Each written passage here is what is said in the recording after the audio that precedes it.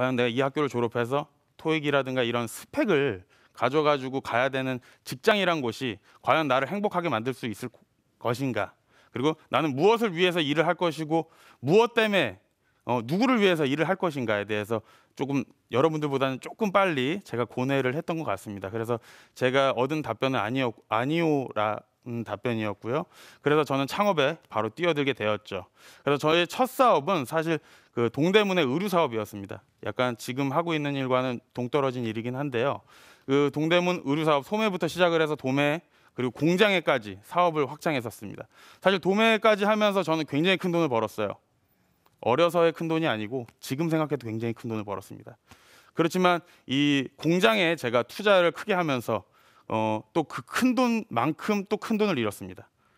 제가 이때 크게 잘못한 것은 중국에 투자하면 큰 돈을 벌 수 있다란 남이 잘 된 결과를 보고 똑같이 했기 때문입니다. 그래서 이때 사업 실패를 통해서 저는 남들이 잘 되는 것은 절대 따라서 하진 않습니다. 제가 확신을 가져야만 하고요. 그 결국에는 원점이 됐죠.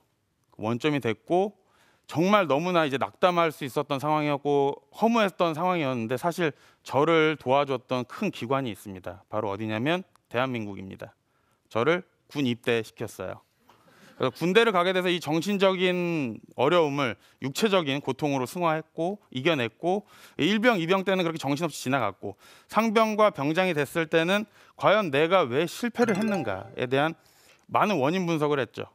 원인 분석을 통해서 내가 그 실패한 거에서 끝나지 않고 그것을 교훈으로 만들고 제 경험으로 만들고 할 수 있었던 시간이었던 것 같습니다. 저희 같은 경우는 이제 차별성을 두 가지로 두고 있습니다.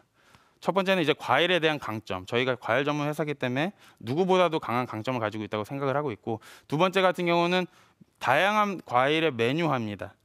여러분들께서 뭐 드셔보셨는지 모르겠지만 아보카도라든가 믹스베리라든가 고구마 주스라든가 뭐 그린 망고 주스라든가 한국에서는 드셔보시지 못한 과일이라거나 주스 같은 경우를 저희는 끊임없이 출시를 하면서 남들과 경쟁해서 우위에 앞서려고 하고 있고, 지금 현재도 1위지만 앞으로도 1위를 유지하기 위해서 항상 오늘도 내일도 노력하고 있습니다.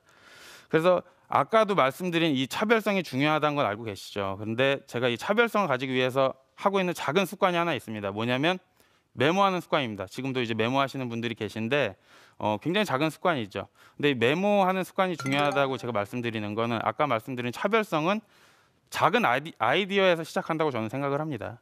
근데 이 작은 아이디어란 것들은 굉장히 불현듯 떠오르겠죠.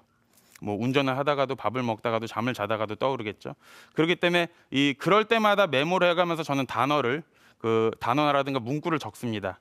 그래서 사무실에 가게 됐을 때 회의를 통해서 이거를 실현화하려고 많이 노력을 하고 있고요. 제가 마지막으로 얼마 안 남았기 때문에 그 멋진 말 한마디 하고 끝내겠습니다. 제가 영국의 극작가인데요. 조지 버나드 쇼란 분이 이런 말을 했어요. 나는 젊었을 때 10번 시도하면 9번 실패를 했다. 그래서 10번씩 시도를 했다. 이런 멋진 말을 남기셨습니다. 사실 저는 여러분들이 가장 가지고 있는 큰 무기는 젊음이라고 생각합니다. 그 젊었을 때의 그 열정과 패기와 신념으로 여러분들께서 하고 싶은 일을 꼭 하셨으면 좋겠고요. 결국 그 실패 자체도 두려워하지 마시고 실패를 자산으로 생각하시고 그것을 또 인생의 경험으로 만드신다면 여러분들께서는 언젠가는 꼭 성공을 하실 거라고 저는 생각을 하고 있습니다. 제발 그 인생을 교과서처럼만 안 살아주셨으면 저는 좋겠습니다.